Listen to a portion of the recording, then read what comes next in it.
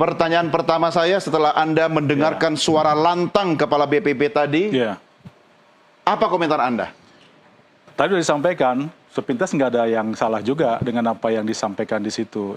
Ya kita bisa lihat upaya untuk mengingatkan, membangun semangat di kalangan adik-adik kita, bahwa mereka ini ya seperti yang sudah kita sampaikan juga tahun 28 yang silam, bahwa kita ini ya satu Indonesia gitu ya.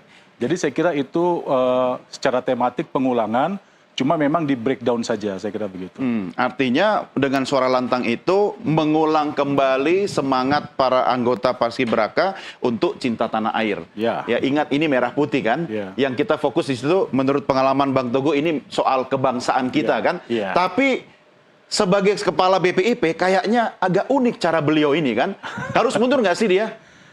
Jadi kalau kita lihat perdebatan sejak tanggal 13 sore kemarin, saya kira memang harus mundur. Karena? Sudah tahu salah kan? Dan dia sudah mengaku itu salah. Dan negara, kantor presiden, juga sudah mengatakan itu salah.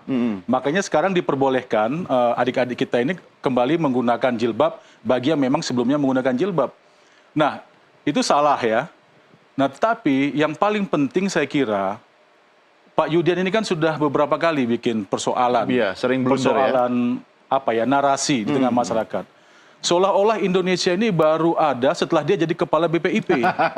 Ya, seolah-olah diskursus mengenai kebangsaan, mengenai Pancasila, persatuan kesatuan ini seolah-olah baru ada setelah dia jadi kepala BPIP. Anda nggak punya masalah pribadi kan sama Pak Yudi kan? Benar kan? Nggak punya. Kenapa kok ngotot pengen dia mundur? Dan dia udah minta maaf, udah diluruskan gitu loh. Akhirnya kan ini membuat gini ya, yang saya perhatikan, saya baca itu. Saya baca SK 35-nya saya baca. Ya. Di situ tidak ada kata-kata pelarangan jilbab.